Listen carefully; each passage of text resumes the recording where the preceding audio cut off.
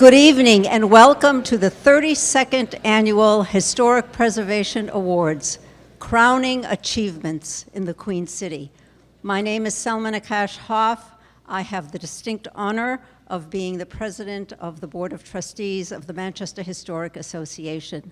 On behalf of all of us, volunteers, Board of Trustees, and staff, we welcome you to our signature event this evening. We know that you will enjoy looking at and appreciating the winners this evening, those who have lovingly taken care of structures and buildings and homes from the past, for the present, and into the future. So we know that you will enjoy the evening. We have lots of surprises as well, and please avail yourselves of the food. There are auction items still available there, and a twist for the evening, bingo. But not your usual bingo. You will be testing your knowledge of history of Manchester, of course. So get ready. The competition will be stiff. But thank you for coming. This is our signature event, as I said, and we appreciate all of you and your commitment to this organization, your commitment to the history of Manchester, its past, its present, and its future. This event has garnered quite a bit of a reputation, so much so that we have received congratulatory letters from our two senators, Maggie Hassan and Jean Shaheen, and we also have citations from John Stephen, our executive counselor, and they will be given to each of the honorees this evening.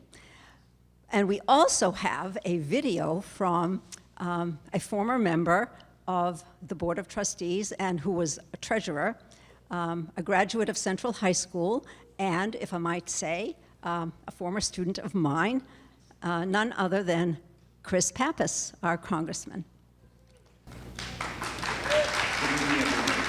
Thank you all for being here tonight to celebrate the 2025 Historic Preservation Awards. I want to thank the Manchester Historic Association for always lifting up the incredible work being done around our community to preserve Manchester's history.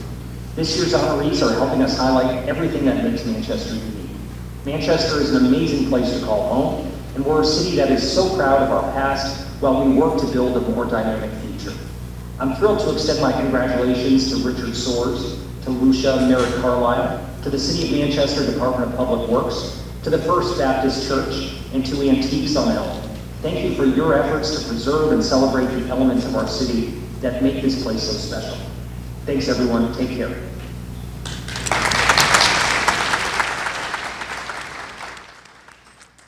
Thank you, Chris, and as long as we're on thank yous, I don't want to miss anybody. So here goes. First of all, the fact that we even have these nominees is in large part because of the work that the chair of the nominating committee has been doing, and that is Laura Gamache. So if we can thank Laura for her work and her committee. Thank you. Jacques Flowers has donated very kindly and generously these lovely harbingers of spring, even though the weather outside does not say that. Inside we are fruitful, shall I say, and enjoying the benefits of Mother Nature. Thank you. I would also like to thank some very important members who not always are in the forefront of everything that we do, but very important to the work of the organization.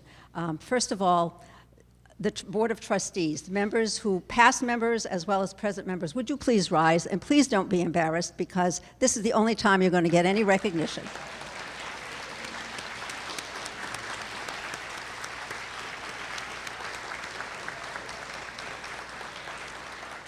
These people give of their time, their talent, and their treasure all the time, throughout the year, and I am very privileged to be a part of this group and this wonderful organization as well.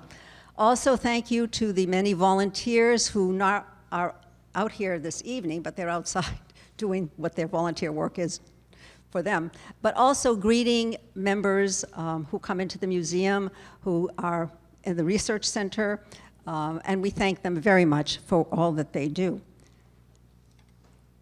Also, we have a very small staff, but a very mighty staff, beginning with Bill Clayton, who is in custodial services, Nathaniel Deers, a visitor services associate, Barbara DeFrancisco, educational assistant, our newly hired Aurora Levesque, back there, Aurora. Her title is Guest Services Coordinator, but the reality is she just does everything. And if you haven't purchased from her a bingo card, raise your hand and she will come around right now and buy one. Remember, that's the test. That's the test that you're going to get. And you'll get a prize, because everybody gets a prize. Not so, but only if you get the right answer do you get a prize. Okay, so keep your hands up, and Aurora will come by. Ashley Holm is our collections manager. She is an amazing expert in textiles. Where is Ashley? I'm not seeing her. Ashley, don't be shy. Oh, she's out there. Anyway, if you have not seen our refurbished textiles room at the Research Center, it is a marvel. We had so many pieces, dresses, costumes dating back hundreds of years, just kind of tossed in together. But through her work in procuring a grant and her diligence in cataloging and cleaning up everything, it's just absolutely amazing. So we thank Ashley for her brilliance in textiles. In addition, someone you know, Christy Ellsworth. Where's Christy? Christy, right there, Christy. Again, her title is Director of Education, but she is a dynamo, I can assure you. Anything you want done, her creativity, her joie de vivre, if I may, is just palpable. She can occupy a group of 6-year-olds and a group of 16-year-olds and a group of 60-year-olds because she enjoys what she does, and we are ever grateful for her. And last but not least is our Executive Director, Jeffrey Barraclough.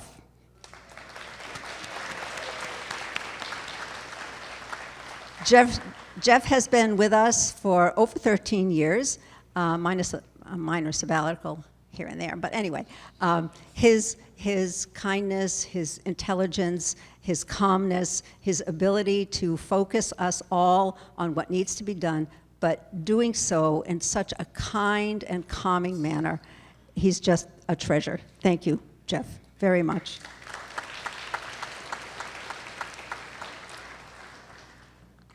A renowned contemporary author has said that those who don't know history know nothing.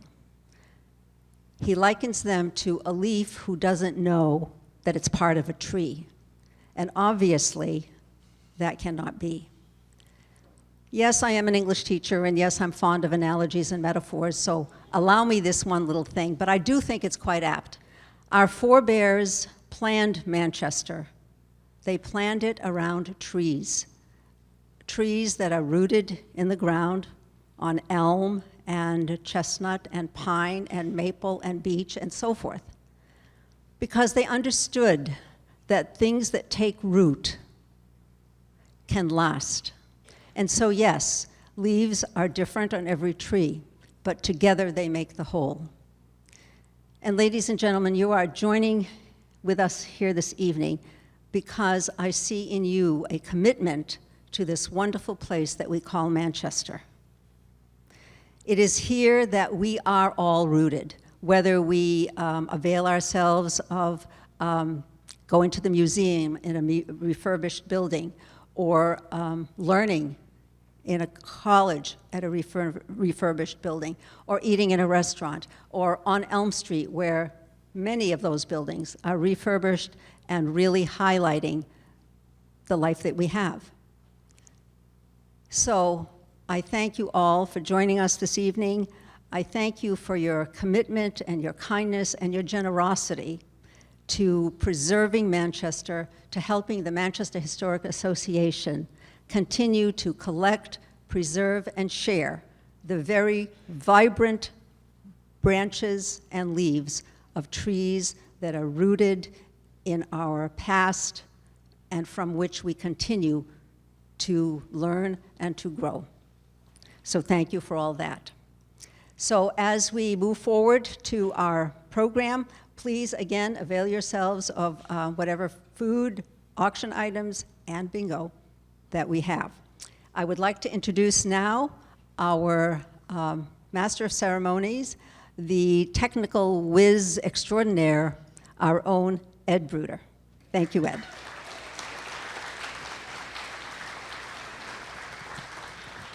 Thank you, Selma. It's nice to see so many familiar faces here tonight. Just out of curiosity, how many of you would say you have been to 5 or more of these events? How many of you would say you've been here to 10 or more of these events? That's a pretty good number. 15? Was anybody here for the first one 33 years ago? Several hands. Excellent. Well, we're glad to have you with us again tonight. A couple of quick housekeeping things. First of all, fire exits on either end here. There's another one outside that room if it should be necessary, and of course, the front entrance the way everybody came in. Ladies and men's rooms around the corner from the registration area. Bingo. How many of you have bingo cards? Oh, great, this is wonderful. So the way it's going to work is like a regular bingo, except we have the large print version for people of my age. Makes it much easier to read these. If you can get 5 across, 5 down, or 5 at the angle using the center square, you win. If that happens, raise your card up high and leave it there till Aurora comes around, and she will give you a chit to pick up your auction prize after the event's over. All right, so bingo is pretty easy to do. In fact, let's give you 3 bingo clues right now and see if we can't start getting some cards mixed up here. So our very first Historic Preservation Awards was back in 1993. One of the local landmarks that year was the Palace Theater, and Peter Ramsey is here tonight. Peter, where are you? Right over here somewhere. Oh, who pointed that way? There he is, over in the far end. Well, anyway, the Palace, along with Procon Construction, was recognized for the restoration and development of the Harrington Smith block on Hanover Street, where the Palace is. So if your bingo card says Palace Theater on it, mark it off. One of our Stark Level sponsors tonight is St. Mary's Bank. Aaron Nolan, where are you? You're in the back here. Thank you, St. Mary's, for your ongoing support. They've received 2 awards in the past, a City Landmark Award in 1997, and then a Design Award in 2014 for their new headquarters building on McGregor Street. So mark your bingo cards if it says St. Mary's Bank. And the First Baptist Church, which is receiving an award tonight, is the 12th church to receive an Historic Preservation Award over the years. 11 others have received awards, including Stewardship Awards in 1997 to St. Marie's on the west side, and in 2020 to Faith Bridge Church in the south end. So mark your bingo cards for either St. Marie's Church or Faith Bridge Church. If it says either, you can cross them both off. And now, on with the program. Tonight's first Historic Preservation Award is for a property you've probably passed 100 times driving up and down Bridge Street. Your eyes have probably focused on Darafield Park, but the next time you go by there, look across the park about halfway up the hill. That's 443 Bridge Street, a 2.5-story colonial. We define a homeowner's award as one based on the enthusiasm and commitment of a private property owner who has successfully restored historic features of their home to the best of their ability. Well, the property was originally part of the old city farm complex, but was sold in 1872. The house was built around 1904 and was owned by Lyman M. Aldrich, who lived in it with his daughter Minnie and her husband Harry A. Piper. Now, as it happens, Harry Piper was a carpenter and builder, and Lyman actually worked for his father-in-law in that business. Take a look at this 1906 advertisement and decide for yourself if Harry and Lyman built 443 Bridge Street from this artwork. They're pretty similar. Well, Lyman died in 1911. His daughter sold the house to registered nurses Hildegard M. Wolfe and Ethel G. Critchett, who opened a private hospital called the Darafield Home in 1915. The home went through a succession of owners over the ensuing decades, but retained its mission as a private convalescent home under a variety of different names. Finally, in 2004, Richard and Maureen Soares bought the property at auction. It was a wreck, having sat vacant for 2 years. Dick Soares told me that the house had wonderful bones with no leaning or tilting, but, quote, other than that, it was a disaster. There are no photos of how it looked when the Soares bought it, but it was bad enough that they lived for several months in the carriage house out back. Today, there are 8 rooms, including 4 bedrooms and 2.5 baths. But back in 2004, there were makeshift doors and walls everywhere, installed to create more patient rooms so the owners could get more state reimbursement. Well, there was even an apartment in the basement, but there was also water underneath the floor, a false floor, and all of that had to come out. Major work began as Dick brought in a 50-yard dumpster and began removing interior walls. Old appliances were donated to charity, and state-of-the-art replacements were installed. An old basement coal furnace got tossed, but they kept the gas furnace and the original steam radiators. The electric service had been updated to accommodate air conditioning, but Dick ran an additional half-mile of electrical wire. One of the first tasks was to pull down all of the old horsehair plaster walls covered with layers of wallpaper and paint. They were replaced with modern sheetrock throughout the house. Dick recalls that the kitchen was a crazy setup where three rooms came together. He ripped them all out and turned the area into an open-concept kitchen. The couple decided to expose the original chimney in the kitchen. A kitchen pantry cleverly makes use of all the available space. There were combinations of wood, brick, and linoleum floors. Dick tore all of them out and replaced them with hardwood. A fireplace was uncovered, revealing lovely brickwork. A long-forgotten set of pocket doors were discovered hidden beyond the wall dividing a parlor from a living room. The staircase to the second floor was missing its newel post.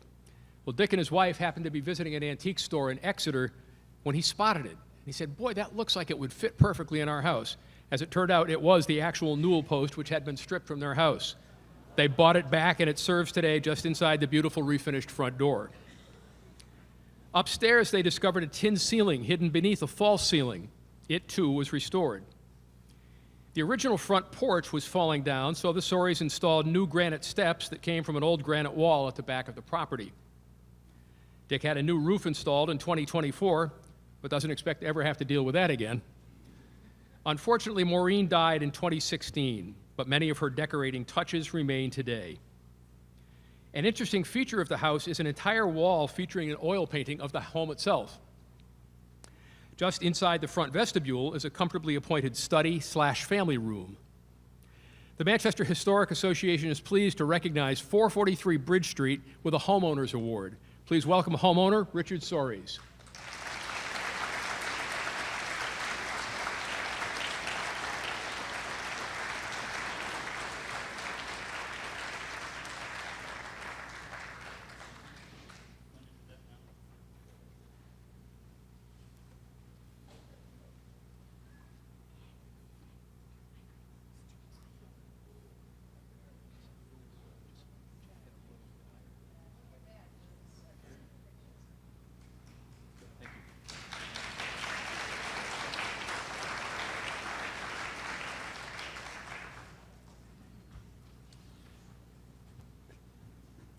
First off, I must admit I'm overwhelmed.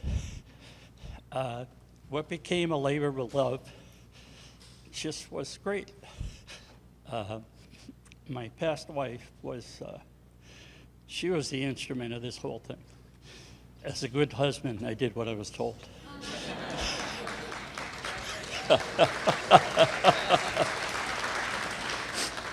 She was great. She went to all the antique stores. She did all the research on the building, and it's a long story, but I can only make it short. So I'm a long-time resident of Manchester. I was brought up on Eve Street, went to Bishop Bradley High School, went to Webster School, Grammar School. I've been in and out, but I've always come back. And Manchester, to me, is a great place. And I'm happy to be here. And anyway, so one day she's driving up Bridge Street and she says, "Geez, I saw this house that's up for auction. We just retired. We're both downsizing, right?" So she says, "I really like this house." She says, "You want to look at it?" So we looked at it, and as it said, the bones were great. I mean, it was just, everything was really, wasn't leaning, wasn't sagging, but it was awful. It was awful. But we had converted a few houses. We've done a lot of, so it wasn't new to us. It was just another challenge. So it was something to do in our retirement. So it took us a year and a half, and we redid the whole thing. She and I did 90% of the work, believe it or not. And it was a labor of love is what it ended up to be. So I'm happy to be part of Manchester. I'm a Manchester guy, and thank you.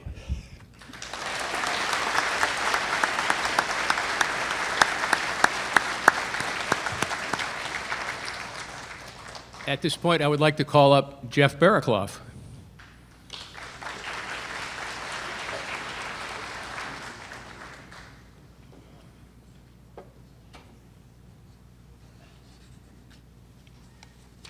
Good evening, everyone. Thank you all for being here, and congratulations, Dick, on this well-deserved Homeowners Award. Before we present our other awards tonight, I wanted to just take a minute and thank our sponsors who helped make this evening possible. Thank you to our Amoskeag level sponsor, RBC Wealth Management, the Boulanger Wealth Management Group, and to our Stark level sponsors. They are St. Mary's Bank, Eastern Bank, the Elliott, Sheehan Finney, and Just Flow Events and Marketing. Thank you also to our Pandora sponsors, Wambeck sponsors, and Langdon sponsors. You can see your program book for a complete list of those sponsors, but we are so appreciative to all of you for your continued support, both of the Manchester Historic Association and of this event. I'm going to interrupt you for a second, and I know you'll forgive me, but those people would not if I didn't give more clues for bingo. Oh, yes. Go right. So quick, check your cards. As an individual, I'm not sure if he's here tonight. He's been here many of these banquets, but former mayor Silvio Dupuy, is he here tonight? Haven't seen him. Well, he's been a sponsor through the Mass College of Pharmacy and Science for many years as well. The mayor is a past recipient of a Historic Preservation Award, receiving the Leadership and Advocacy Award back in 2016. So if you have Mayor Dupuy on your card, go ahead and mark him off. Currently on our special exhibit board at the Mill Yard Museum is All Bottled Up, telling the history of the bottling industry in Manchester. Part of the exhibit remembers the 32-foot-tall Moxie Bottle House, which was at Pine Island Park, and now part of the Matthews Museum in Maine. That received an award in 2010 for saving and restoring the unusual landmark. Check your cards for the Moxie Bottle House. And then, another sponsor of tonight, Brady Sullivan Properties, has received a number of awards over the years, including one in 2004 for the Jefferson Mill, 2012 for the Wambeck Mill, and last year for the Lollipops replica at 1000 Elm Street. So mark your bingo cards if you have any of these, Jefferson Mill, Wambeck Mill, or the Lollipops. It's a threefer. And now, back to the boss. Thank you, Ed. So tonight we celebrate some crowning achievements of historic preservation in Manchester. But why do we celebrate these efforts? We celebrate them because it's important that the history of our community is preserved so that our generation and future generations can know and understand where we came from, to be inspired by the achievements of our ancestors, to learn from their mistakes, and to continue the legacy of the remarkable men and women who have shaped our community. And this is the role of the Manchester Historic Association, to preserve and share that history. For over 125 years, we've been dedicated to preserving Manchester's history and making it meaningful for people of all ages today. I would like to take just a few minutes now to share more about who we are as an organization. Each year, hundreds of school children walk through the doors of the Mill Yard Museum to learn about Manchester's rich and complex past. Thanks to our generous supporters, all Manchester public school groups can visit for free.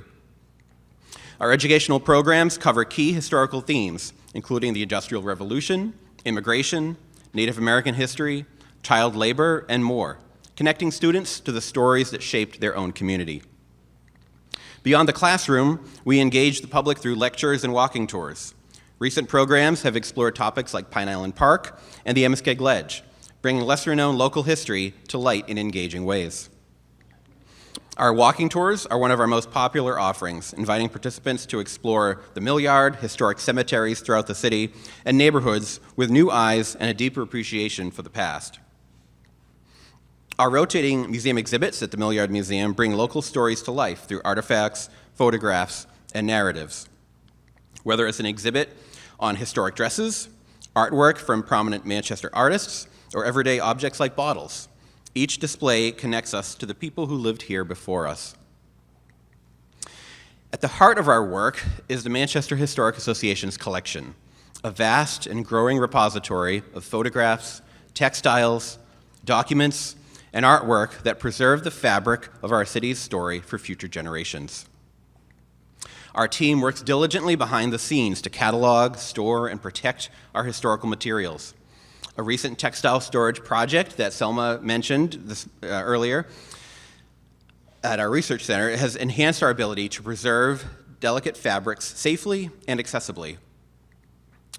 And we proudly partner with organizations across our state, including the Black Heritage Trail of New Hampshire, the New Hampshire Heritage Museum Trail, the New England Museum Association, and our new Manchester Museums Initiative. Together, we're building a more inclusive and connected history. At the Manchester Historic Association, we believe that understanding our past empowers us to build a better future. Through education, preservation, and community engagement, we keep Manchester's story alive. Whether you're a student, a teacher, historian, or a curious resident, there's a place for you in our story. Support our mission, visit our museum, attend a program, and together we can preserve the past and inspire the future. Thank you, Jeff, and thank you to all of our members and donors for your support of the mission. Sure. Thank you. Our mission is to collect, preserve, and share the history of Manchester. Without your support, none of that is possible. So this is the portion of the program where we ask you to consider supporting us with a gift. We are an independent, nonprofit organization. We receive no city, state, or federal funding for operations, so we depend on our supporters to fulfill our mission. We hope you will consider making a donation tonight to help support the many ways that the MHA helps this community by preserving and sharing its history. If you do choose to raise your hand tonight to make a pledge, we have some of our trustees throughout the room who will be handing out little stars. And if you raise your hand, please keep your hand raised so that they can hand you a star with a corresponding amount. That will enable us to process your pledge most efficiently after the program. So to begin, let's start at the $1,000 level. As an example of what your donation of $1,000 could do, you could help fund the costs associated with producing a new exhibit at the Millyard Museum, such as the current exhibit that Ed mentioned, All Bottled Up, that just opened last month. Will anyone pledge at the $1,000 level? Selma, thank you so much. Our chair. Thank you, Selma.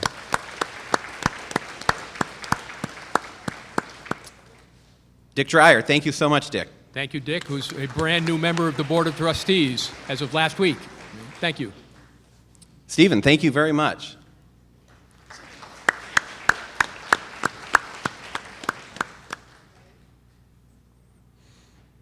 Any others at the $1,000 level?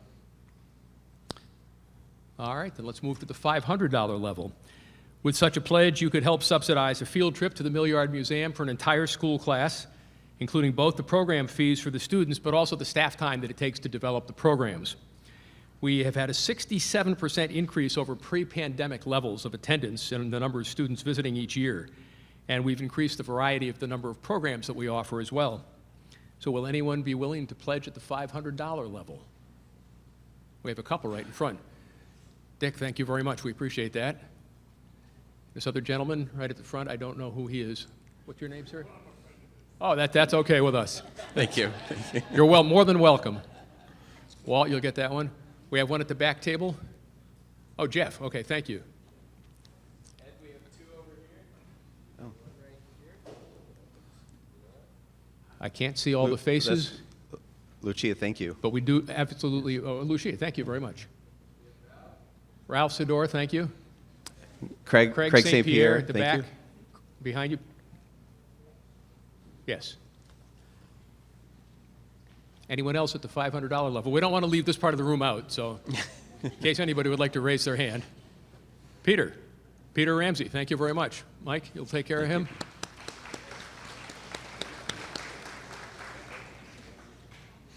Well, thank you all very much. We should take a moment here to point out that all those who have made pledges so far will receive a great gift bag right here. Compliments of the New Hampshire Heritage Museum Trail. Included in this bag is a trail passport that is good for admission over the next year to 21 different museums throughout New Hampshire, which is a $250 value. And also included in that bag are gifts from several of the museums on the trail, including the Currier Museum of Art, Portsmouth Historical Society, the Aviation Museum of New Hampshire, Castle in the Clouds, and of course, the Milliard Museum. Finally, and I should mention, we have representatives from several of those museums here tonight, including the Currier, Portsmouth Historical, and the Aviation Museum. So thank you all for contributing to that gift bag. Also in the gift bag, you will have one of these really nice centerpieces with the wine on your table, so that's included as part of the gift bag. And these gift bags will go also to anyone who pledges at the $250 level. So will anyone pledge at that level and walk away with this great gift bag valued at well over $250? And I see Sam in the back. Thank you, Sam. Colleen. Courtney Fifield. Thank you, Courtney. Right here, Matt Kafori. Thank you, Matt. We got that table. Thank you, Aaron. Oh. One right here. Oh, thank you. Thank you. Our good friends from the Oak Street cadre who are here tonight. Thank you. Thank you, Kim. Aaron, are you putting a star in front of yourself? Thank you very much. Appreciate that. And Dan in the back.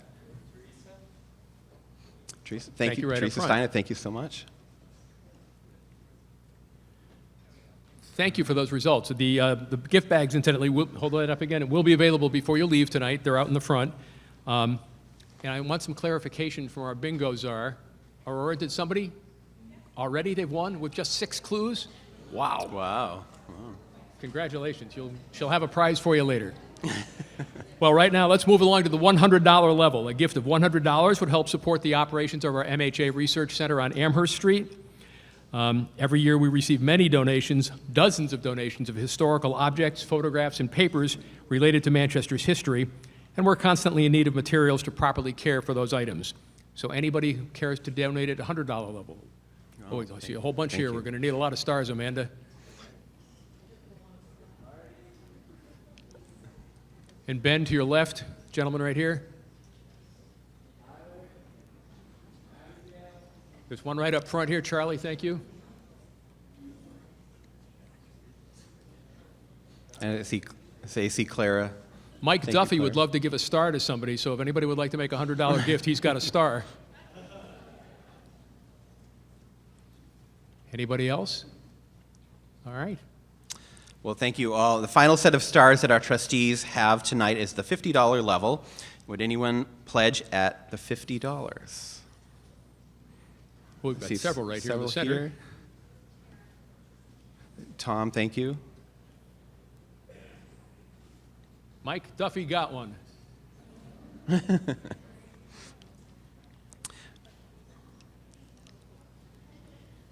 Bethany up front here.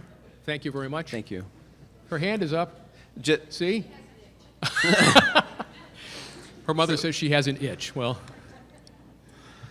You'll notice, if you've received a star, you'll notice that it has a QR code on the back. If you wish, you can scan that code to make a secure payment online. Otherwise, staff are available following the program in the lobby here to assist you with your payment.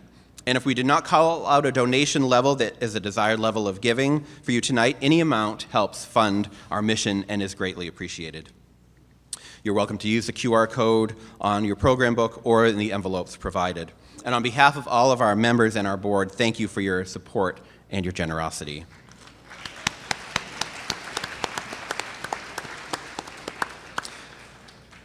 One final note, another way to support the MHA tonight is through our silent auction. I know many of you have seen some of the fabulous prizes available on the auction tables over there. There are over 40 that you have an opportunity to bid on, including some wonderful trips, accommodations for 2 in Hawaii, the Dominican Republic, and Las Vegas. There's a California Sip and Soar tour, wine tasting tour, dinner and a show at the Crown Tavern and the Palace Theater. and a historic framed lithograph of Manchester, rounds of golf, and for 4 at the Derryfield Country Club, along with $200 for dinner at the clubhouse, and many, many more. So following this program, we'll be serving dessert, and there will be additional chances to bid on these auction items until the auction closes at approximately 8 o'clock. So thank you all for your attention during this portion of the program. Thank you all for your generous support, and I am going to turn things back over to Ed to continue our program. Thank All you. right, Jeff, thank you.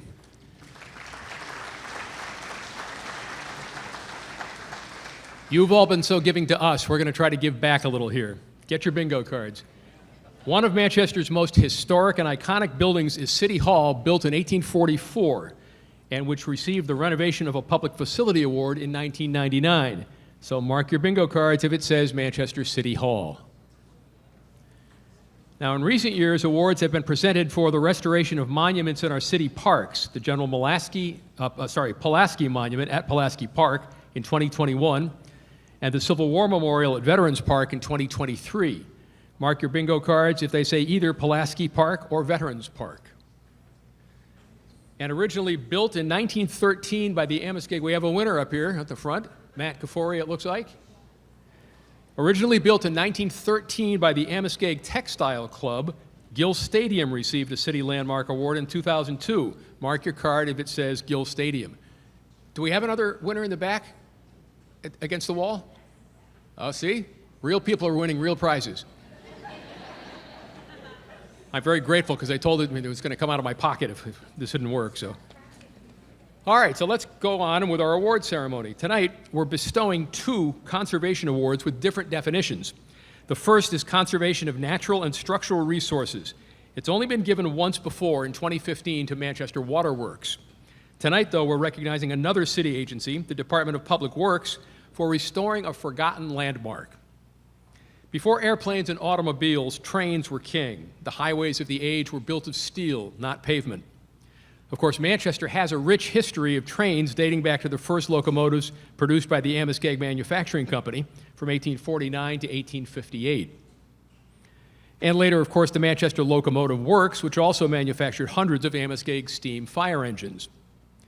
Well, the American Locomotive Works operated out of this building on Canal Street, which may look somewhat familiar today, near the intersection of Hollis and Canal Streets. Since Manchester was a mill town, it was riddled with railroad tracks to and from the mills. This aerial from the late 1930s shows the Boston and Maine Freight Warehouse on Elm Street with an arrow pointing the direction on the roof towards Manchester Airport, as well as the now abandoned railroad roundhouse. Long-distance travel by rail was not only expedient, but an adventure.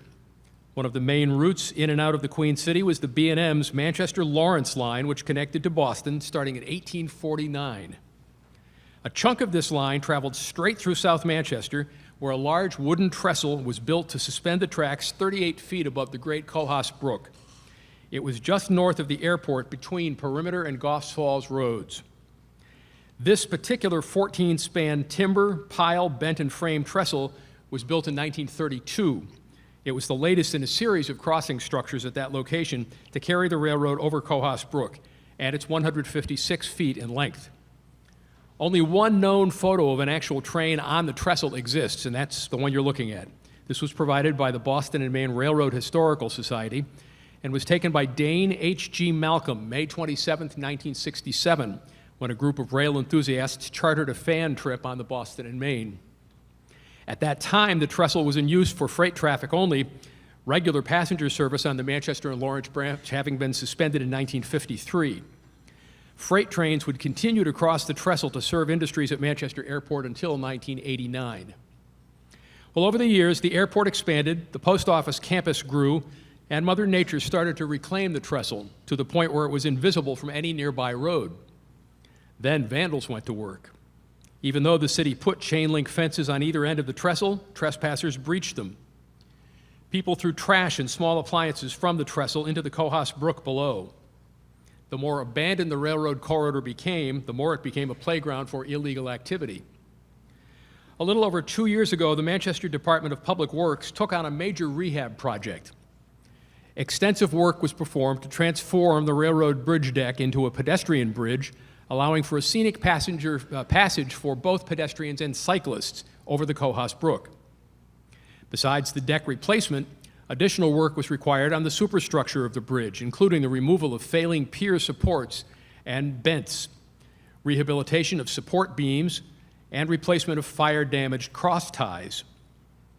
The work was coordinated through the New Hampshire Division of Historical Resources. The restoration of the bridge using existing materials when possible has been praised by historians and train enthusiasts alike as an example of a community honoring its history while promoting connectivity and accessibility. The project wrapped up exactly a year ago, last May, and it extended the city's rail trail network and eventually will connect the Londonderry Rail Trail all the way out to Queen City Avenue. The South Manchester Rail Trail project rehabilitated a structure that was in decline and a forgotten gem of the city into a focal point of a new vibrant rail trail network for the area. This project has been selected as the American Public Works Association's 2025 Public Works Historical Restoration/Preservation Project of the Year. City officials will be recognized at the APWA Awards ceremony in Chicago this August. The Conservation of Natural and Structural Resources Award that we award tonight goes to the City of Manchester Department of Public Works for the Cohos Brook Trestle. Accepting the award is the city's Chief Highway Engineer, Caleb Dobbins.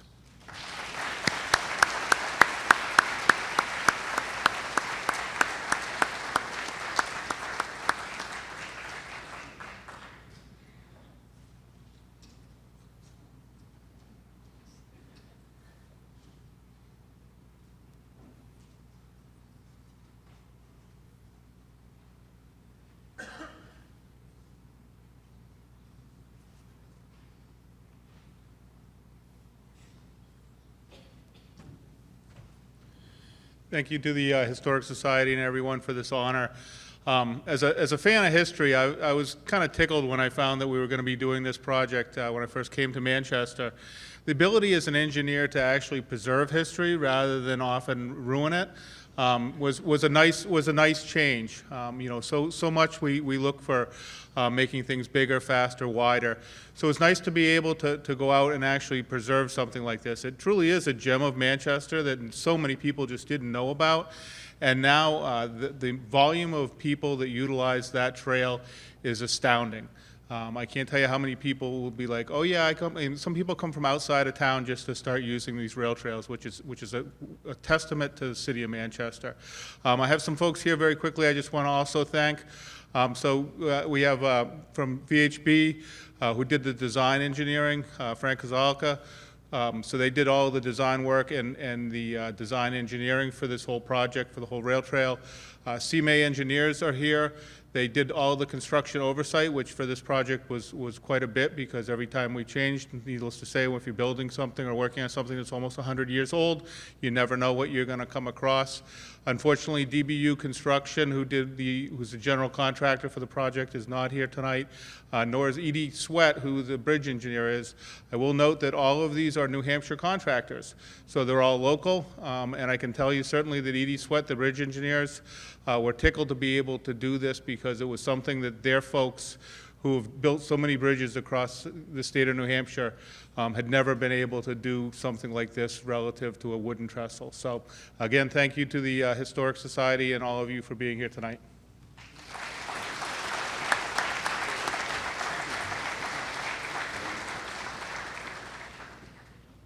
You see, we've given all the honorees their plaques like several times and then taken them back to take photos. So Caleb, don't go away without this tonight. We just recycle the frames and use them over and over each year. Hey, got a bingo card? Get ready to raise it if you're a winner. A number of city agencies, like Department of Public Works, have been recognized over the years for work ranging from renovation to restoration. The very first agency to receive an HPA was the City of Manchester Planning Department in 1993. So if your card says City Planning Department, check it off. Now, these awards are all about history, often dealing with people and places that are no longer here. For 3 years, from 2005 to 2007, we stepped over the border into Bedford to hold our event at a restaurant that is no longer here, the C.R. Sparks Event Center. Say aw if you remember it. I think Monique is a winner up here, Ashley. Anyway, check your card for the name C.R. Sparks. And then the U.S. Department of Interior maintains certain standards for restoration. In 1995, we recognized George H. Lawrence for adherence to the Secretary of the Interior's standards for his property at 169 Walnut Street. Mark your bingo card if it says 169 Walnut Street. I think we have a winner up front here. There we go. With more to come. Our second conservation award focuses on cultural resources. There was a time when everything south of Granite Street may just as well have been in a foreign country. The area was sparsely populated, there were few retail businesses, but there has long been human activity emblematic of the spirit and industry of the Granite State. In the 1870s, Andrew C. Wallace ran a lumber and box factory at the south end of Elm Street. From 1879 to 1906, Charles H. Hutchinson operated a foundry and machine works from what was then known as 329 through 371 Elm Street. Behind this plant was Willow Street, and behind that, the then rural Valley Cemetery. Well, this is what the operation looked like from the Willow Street side. Note that it had its own railroad siding for the delivery of raw materials. As it happens, one late winter day in 1904, an earthquake struck Manchester.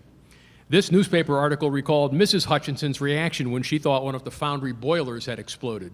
It hadn't. 3 years later, Hutchinson sold the property, which by then had been renumbered from 305 to 321 Elm Street. In 1908, he sold it to Patrick Harrington and Sons for use as a warehouse for their liquor and bottling business. For a good long time, the unassuming building was used for just that, as well as a rental space for a succession of diverse businesses. Right after Hutchinson, another iron company, the F.P. Lyons Iron Works, was located there. Briefly, in 1926, a poultry firm, Berman and Baedeker, was a tenant. From 1928 to 1933, the first of two freight trucking companies called it home.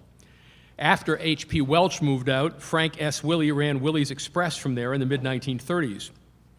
As World War II ended, the building was used to manufacture home insulation products.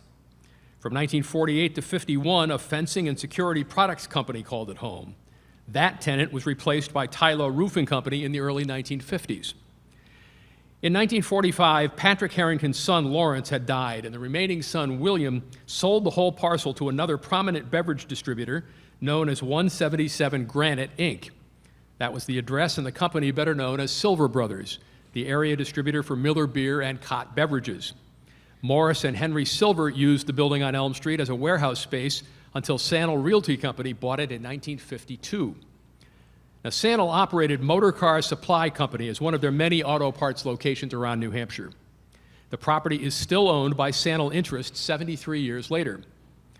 Today's rental tenant has been there since April 1st, 2012, when Marty Jones, Lita Hogan, and Monica Riley opened Antiques on Elm. There wasn't much there when they started, just a lot of empty old warehouse space. But the ladies had a vision for a different type of antiques business. It is not a traditional consignment store, but what they call a group shop. They sublet 100 spots to various vendors to sell their own inventory, and currently have an 18-page waiting list of vendors anxious to fill the space. And there's just about anything you could want, from home goods to hardware and furnishings. Maybe you need some critters for your family room, or some license plates for your garage, or maybe some new furniture, new to you, that is. Try bringing the kids in and see if they can figure out what this is. You can literally spend hours walking the aisles finding stuff you didn't know you need. Just be careful you don't run into their loss prevention officer. It should be noted that the Manchester Historic Association has had a long relationship with Antiques on Elm. We both look out for items of interest for each other. This is an unusual award in that we're recognizing a building for its resiliency and reuse as a lumber company, manufacturing facility, warehouse, transportation center, and today a business based on things from the past. It's all the more remarkable that the building has had just 4 owners dating back to 1879. Accepting the Conservation of a Cultural Resources Award for Antiques on Elm at 321 Elm Street is co-owner Marty Jones.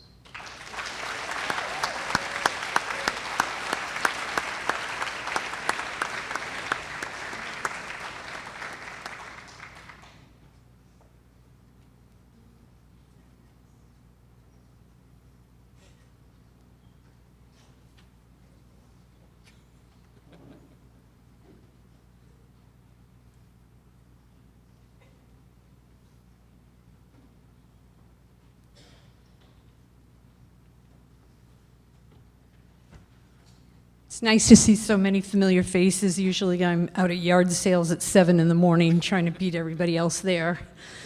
So in January of 2012, we had a vision for Manchester, and that was to open up this group shop.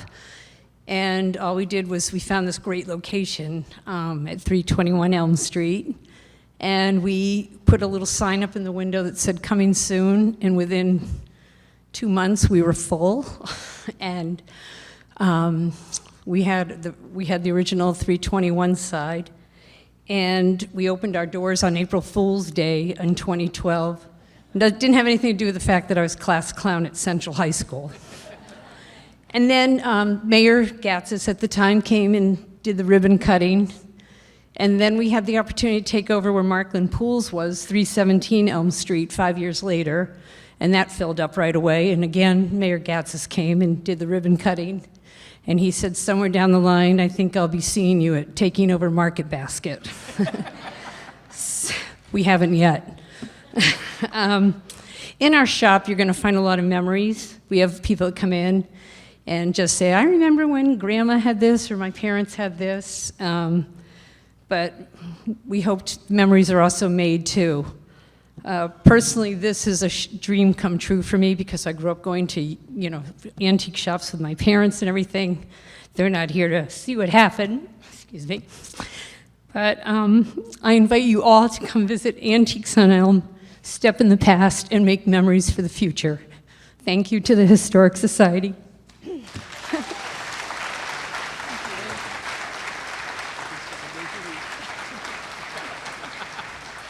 I just said open 7 days a week.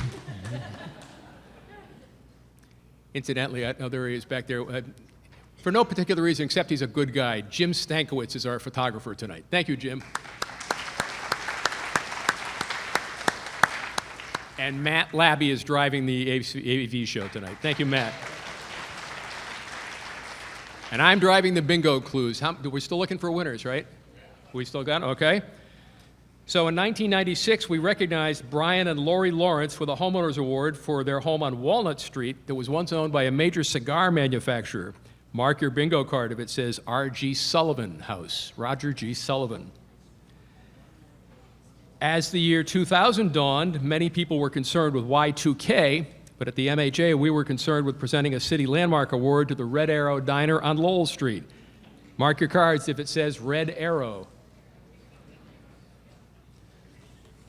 To be continued. Our next presentation is a stewardship award, which may seem very similar to a homeowner's award, but it's different. Our selection committee defined stewardship as, quote, maintaining the integrity of a historical building or other historical resource, and may also recognize the researching and recording of its history. Well, this story begins in 1874 when the Amoskeag Manufacturing Company sold 2 adjoining parcels of land to Charles Brown, an overseer millwright. Lots 1939 and 1940 were bounded by Oak, Myrtle, Russell, and Orange streets. The price for 33,000 square feet of land in 1874 was $2,640. Brown built his home at 35 Oak Street on the corner of Myrtle in 1885, but only lived there till 1892. That's when he passed. The property went to his wife, Sarah, who remarried and continued to live in it with her new husband, Samuel H. Mead, a prominent local contractor and builder. In 1909, the Meads sold the land to wholesale liquor merchant Joseph Quirin, whose family lived there until his death in 1933. Well, in settlement of his estate, Quirin's daughters subdivided the property. They sold lot 1940, on which 2 new homes were built, the ones seen here in pink. In 1934, lot 1939 was sold to John and Harriet Leslie. He was an executive of the Amoskeag National Bank, and she ran the Nurses Bureau of New Hampshire. In fact, Harriet opened the Leslie Convalescent Home in part of the building while the family occupied the rest. Sometime in the late 1940s, a lightning strike destroyed the imposing tower facing Oak Street, touching off a small attic fire, so the tower had to be removed. You see before and after shots here. During the Leslie years, a small basement tunnel was dug connecting the main house with the carriage house. The Leslie home cared for dozens of recuperating, ailing, and dying patients over the next 34 years. After her husband's death, Harriet Leslie sold the property to John and Joyce Benson. John opened his business there, Benson Corzelius and Associates Architects. The former carriage house facing Myrtle Street was converted into a standalone home where the Bensons lived, and during their ownership, the main house was refitted with baseboard heating. But alas, in late 1981, Benson's firm relocated to Union Street. Probably it was Fred that was pushing them to do that. And in January 1982, the property was sold to Tyler E. Carlisle and Lucia A. Merritt. Tyler's C&M Engineering operated from the Myrtle Street side of the building and oversaw a modernization of the electrical system. Tyler passed in 2009, but Lucia continues living there today. She says they always tried to maintain the integrity and character of this Victorian Tudor-style home. That has involved several repaintings, and at the suggestion of a contractor, they added some red trim to the natural mustard color of the house. The interior is kept in beautiful condition, as witnessed by these shots of the dining room and chandelier. The house has hardwood floors, 3 bedrooms, 2 full baths, a full basement, and a garage, which was added in more recent years. The fireplaces were blocked years ago, but Lucia has kept them in showplace condition. The attic features a rather unusual construction where separate chimneys converge into one. A nice touch is several jigsaw puzzles made from pictures of the home that are hanging on the walls.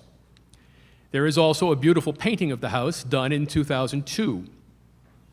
The MHA is pleased to recognize Lucia Merritt Carlisle with a Stewardship Award for the property at 35 Oak Street.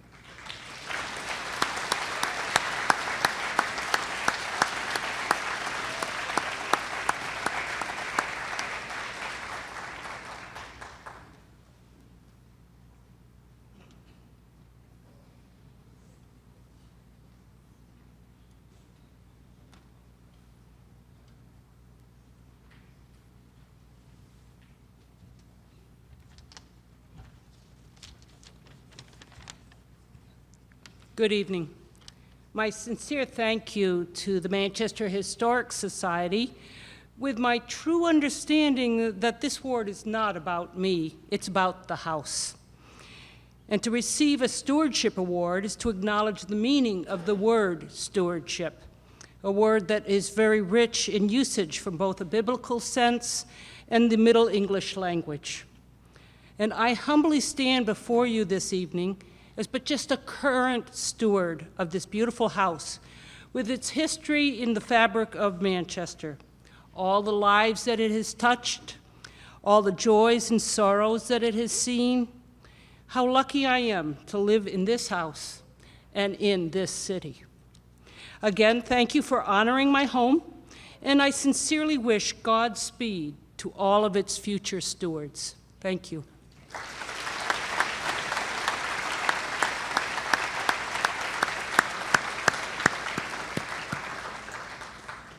Middle English language. You can tell she's a friend of Selma's. Did you go to Central? Wow. Check your bingo cards again. Manchester's unofficial historian is John Jordan, and in 2001 we gave him an award for education. John has his own, whoa, we got another winner, Charlie. John has his own dedicated chair in the Manchester Carpenter Library reference room. Here's a chance to check off 2 boxes on your business card if they say either John Jordan or the Carpenter Library. Anybody else got a winner here? Oh, Colleen Kurlansky. Oh, we got one over here on the side. Stan Garrity's daughter. There you go. Another hand going up right here. They see you, they're coming. They know you're there. One more clue for now. During our early years, the HPA ceremony often included a guest speaker. In 2015, the first time we held the event in this building, our guest speaker was WMUR-TV's recently retired Fritz Weatherby. So check your cards if it says Fritz Weatherby. All right. Tonight's final award recognizes a city landmark. Got another one up front here. Okay. Since 1871, the First Baptist Church of Manchester has preserved one of the largest and oldest church buildings in Manchester. The congregation was organized in 1837, even before the city was incorporated. The current church was built after a fire on July 8, 1870, destroyed the previous building at the northwest corner of Manchester and Chestnut Streets on land owned by the Amoskeag Manufacturing Company. In March of 1871, the church purchased a parcel of land in a residential neighborhood at Union and Concord Streets for $4,000. The cornerstone for the new First Baptist Church was laid on July 15, 1871. Initial construction was finished in 1 year at a cost of $64,000. Well, on April 30th of 1873, the fully completed sanctuary with a seating capacity of 700 was dedicated. To this day, the First Baptist Church retains nearly all aspects of its original structure, both inside and out, including the original 1872 brickwork. The building's materials, design, and workmanship remain nearly untouched since its construction more than 150 years ago.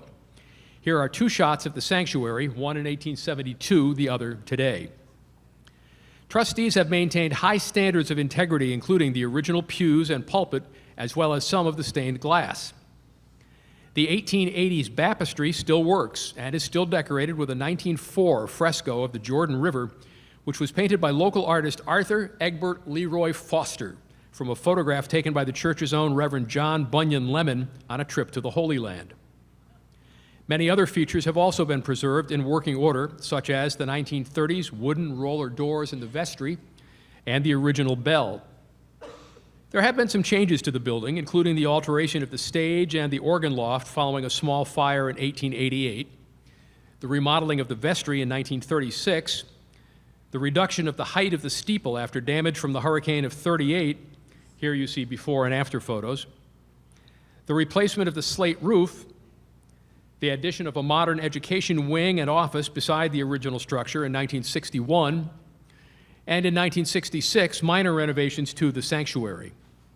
Along with these changes, much work has been done to keep the existing building functional.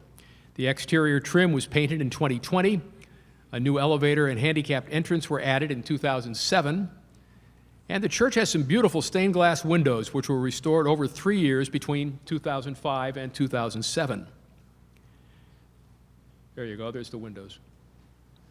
Over the last 30 years, the church has spent more than $1.1 million and countless volunteer hours on capital improvements to preserve the building in addition to its annual operating expenses. The church space has been shared with various immigrant congregations. Today it is shared with the Slavic Evangelical Baptist Church of Manchester, a Ukrainian-speaking congregation. Last August, First Baptist Church was added to the New Hampshire State Register of Historic Places. But tonight, it's our chance to award 536 Union Street as an example of 19th century architecture, as a city landmark, as a place of service, and as a church. The Manchester Historic Association is happy to welcome Pastor Greg Scalise to accept the City Landmark Award for the First Baptist Church.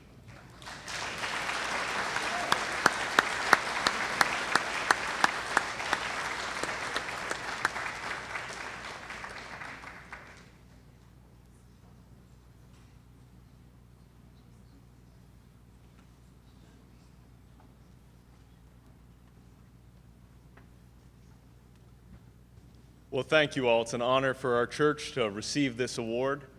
And as I think about the history of our church back in the 1960s, when Dave, who's also here from our church, was in Sunday school, the Reverend Goebel of our church set out on a fundraising campaign to renovate the church from top to bottom in the modern style, and that campaign completely failed. And I'm sure that was a very dark time for the church then to have failed the fundraising campaign. Pastor Goebel actually left over the whole issue. But it's wonderful to see now that God was at work in that, and that now, 60 years later, something beautiful has happened, because what was then an 80, 90-year-old, pretty decrepit building, they decided, well, we'll just have to maintain it. And with lots of volunteer hours and money, we've been able to do that, and we're very grateful, and we'd love for you to be able to see the inside of the building as well, which, as Ed mentioned, is very well preserved. And I'd also say, unlike Antiques on Elm, which has gone through many different iterations in its history, we're one of the rare historic buildings that is doing the exact same thing that we were doing 150 years ago. And that if you came to our church 100 years ago, we had worship on Sunday, and we had English classes at night for then it was Chinese and Syrian immigrants. And if you come there today, we'll have worship on Sunday, and we have Ukrainian English classes. on Wednesday nights. So we're honored to be a part of the city and be maintaining our purpose in the city even today. Thank you all for this award.